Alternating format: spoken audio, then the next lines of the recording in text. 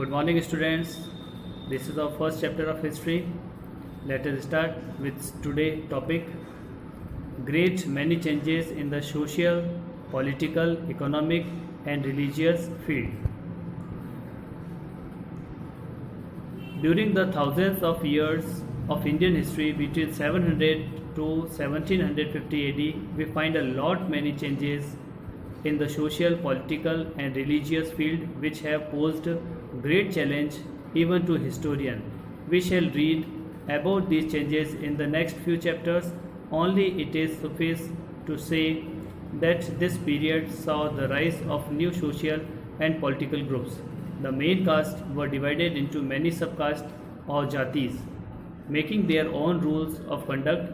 The mingling of the Hindu and the Muslim culture laid the foundation of the भक्ति movement. इस paragraph के अंदर हम लोगों को ये बताया गया है कि हमारा जो मिडीवल पीरियड है और टाइम पीरियड भी दे रखा है 700 से लगाकर 1750 AD तक का जो टाइम पीरियड है, उसमें हमारे मिडीवल पीरियड के अंदर सोशली, पॉलिटिकली और रिलीजियस फील्ड के अंदर बहुत सारे चेंजेस हुए हैं और उन चेंजेस को एक्सप्लेन करना अच्छे तरीके से ये हमारे लिए भी बहुत ही ज़्यादा चैलेंजेस हैं और उस समय के जो हिस्टोरियंस हैं उन लोगों के लिए भी काफ़ी चैलेंजेस रहा है।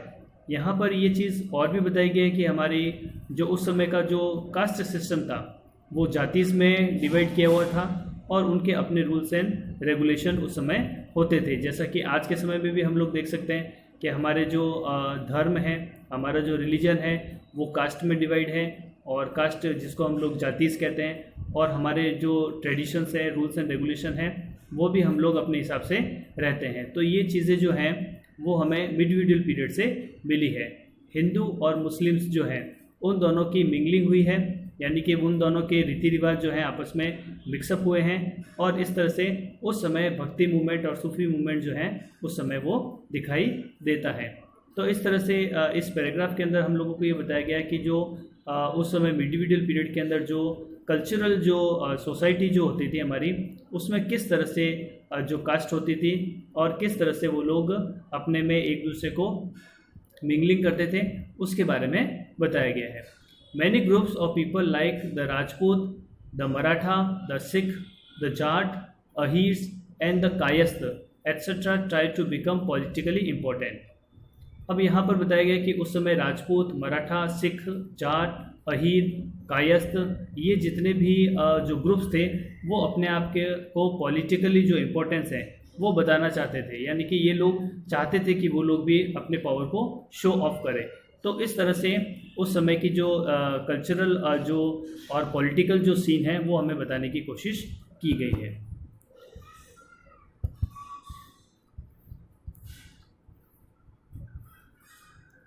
This period also saw a lot of progress in the economic field as well. As a result of the gradual clearance of forest, there was a great extension of agriculture. तो उस समय के जो great extension जो agriculture के अंदर हुआ है वो भी यहाँ पर बताया गया है कि उस समय जो इकोनॉमिक फील्ड है, चाहे वो एग्रीकल्चर के थ्रू हो, चाहे बहुत सारे जो इंडस्ट्रीज़ हैं, यानी कि छोटे लेवल पर जो इंडस्ट्री उस समय की जो होती थी, जैसे कि छोटे मोटे टूल्स बनाना है, टेक्नोलॉजी का यूज़ करना है, जैसे कि आर्टिलरी बनाना है और वेपन्स बनाना है, ये उस समय शुरू हो गए थे।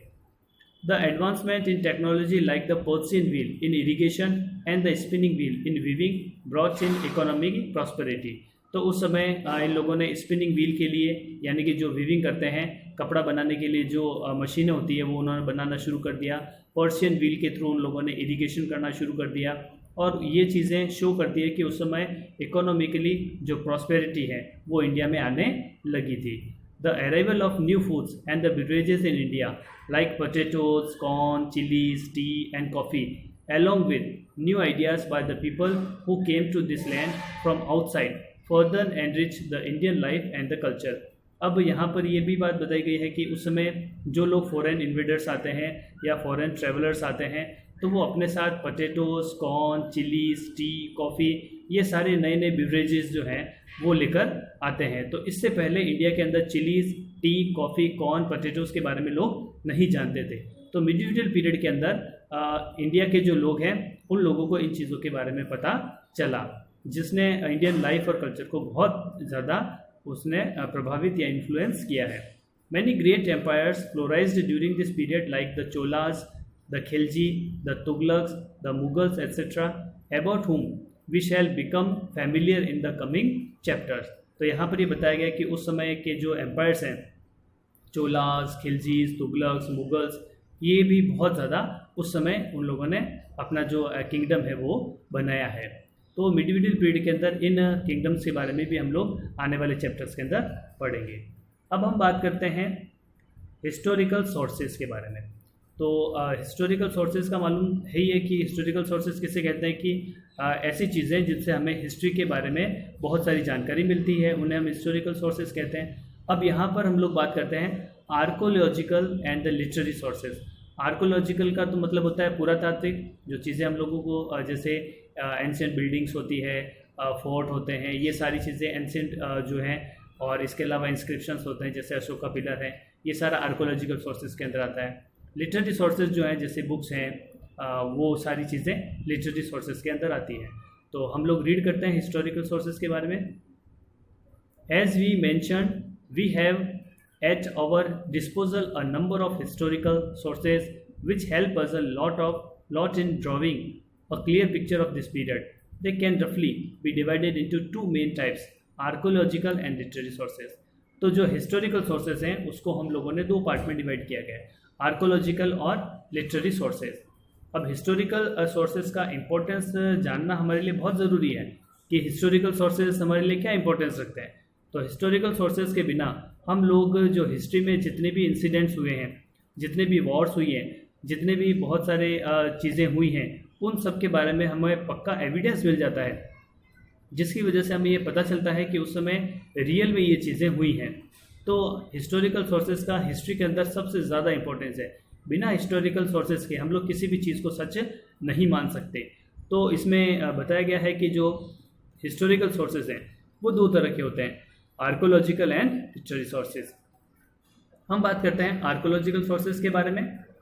इन the archaeological sources we include ancient monuments, inscriptions, numismatics और कॉइन्स। अब जो आर्कोलॉजिकल सोर्सेज हैं उसको भी तीन पार्ट में डिवाइड किया गया है। पहला पार्ट है मॉन्यूमेंट्स, सेकंड है इंस्क्रिप्शंस और थर्ड है नुमिस्मेटिक्स, यानी कि जो कॉइन्स वगैरह होते हैं, ये चीज़ें आर्कोलॉजिकल सोर्सेज में काउंट होती है। Ancient buildings including temples, Khajuraho, Bhubaneswar, Konark, mount Abu, mosque, Jama Masjid, Moti Masjid, forts, red fort, Tughlaqabad fort, Chittor fort, Agra fort, Gwalior fort, pillars, Qutub Minar, palaces, Jaisalmer, Jaipur, Jodhpur etcetera and the squares of other buildings. तो ये सारी चीज़ें जो है वो एंशिएंट बिल्डिंग्स के अंदर आती है। इनको देखने के बाद हमें पता चलता है कि जो एंशिएंट टाइम है या मिडिवल पीरियड है उसके अंदर कौन कौन से जो बिल्डिंग्स वगैरह बनी थी उसके बारे में हम लोगों को जानकारी मिलती है। ये सारी एंशिएंट बिल्डिंग्स हैं। अब एंशिएंट बिल्डिंग्स जो होती है, ये सारी जितने भी चीज़ें बताई गई है, टेम्पल्स बताए गए हैं, मॉस्क बताई गई है, फोर्ट बताए गए हैं, तो इनको देखने पर हमें वास्तव में पता चलता है कि उस समय इनको बनाने वाला कौन था, इन पर राज करने वाला कौन था, कौन कौन सी सेनाएं रहती थी, कितनी सेनाएं रहती थी, वो कौन कौन से गॉड की वर्शिप करते थे।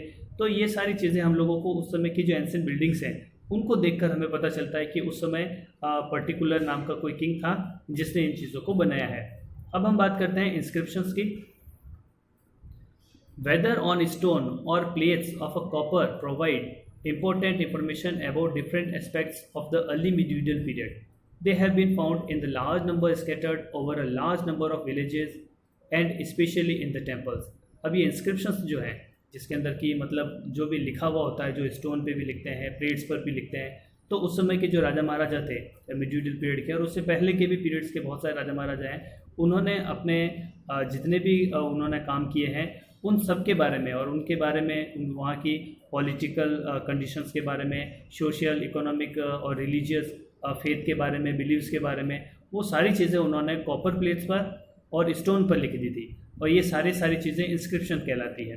तो ये हमें बहुत ज़्यादा विलेजेस में वगैरह में जब भी जो आर्कोलॉजिकल डिपार्टमेंट है वो सारी चीज़ें खोजता है और ख़ासतौर से हम लोगों ने ये भी देखा होगा कि काफ़ी बार हम लोग जब म्यूज़ियम वगैरह जाते हैं तो वहाँ पर ये कॉपर प्लेट्स वगैरह हमें देखने को मिलती है। तो ये सारी चीज़ें इंस्क्रिप्शंस कहलाती है। तो कॉपर पर लिखा हुआ, स्टोन पर लिखा हुआ, ये सारी चीज़ें इंस्क्रिप्शंस में आती है और ये उस समय की जो पॉलिटिकल इकोनॉमिकल लाइफ के बारे में और सोशल लाइफ के बारे में हमको बताते हैं।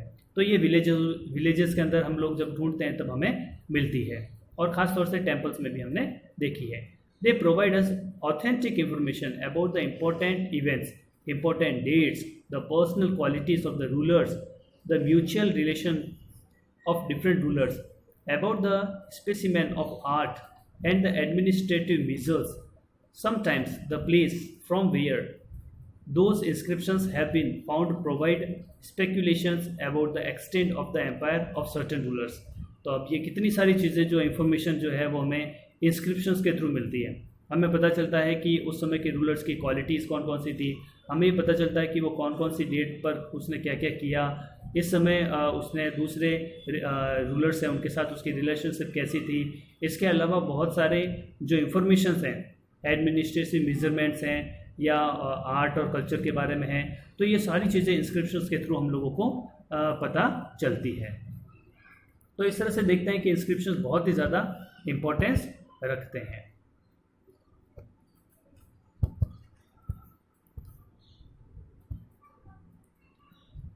अब हम आगे चलते हैं कॉइन्स के बारे में। Coins found in abundance throw light on important dates and important historical personalities. अब हमने कॉइन्स भी देखे, जैसे आज के हमारे यहाँ पर जो कॉइन चलते हैं उसके ऊपर हम लोग देखते हैं तो उस पर डेट लगी हुई होती है और इसके अलावा बहुत सारे साइन भी होते हैं उसके ऊपर।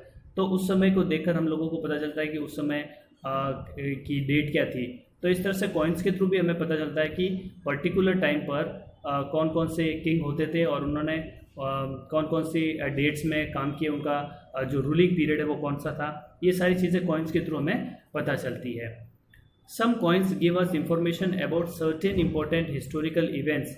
Undoubtedly some information can be gain from them about the economic condition of the country at that particular time. तो उस समय की जो बहुत ही इंपॉर्टेंट जो इवेंट्स थी उसको भी कॉइन्स के थ्रू हम लोग जान पाते हैं, क्योंकि उस समय अगर कभी भी वॉर हुई होगी तो वहाँ पर अगर कोई किंग जीता होगा तो उसने उस खुशी के अंदर कॉइन्स बनाए होंगे, तो उसके ऊपर लिखा हुआ होगा कि उसने पर्टिकुलर ईयर के अंदर इस वजह से इस कॉइन को बनाया था। तो इस तरह से कॉइन्स के थ्रू भी हमें पता चलता है कि उस समय की इकोनॉमिक कंडीशंस और इम्पोर्टेंट जो डेट्स हैं उसके बारे में हम लोगों को कॉइन्स के थ्रू पता चलती है। तो आज का टॉपिक यहीं पर। नेक्स्ट डे हम लोग पढ़ेंगे literary sources, autobiographies, chronicles, documents, etc. Have a nice day.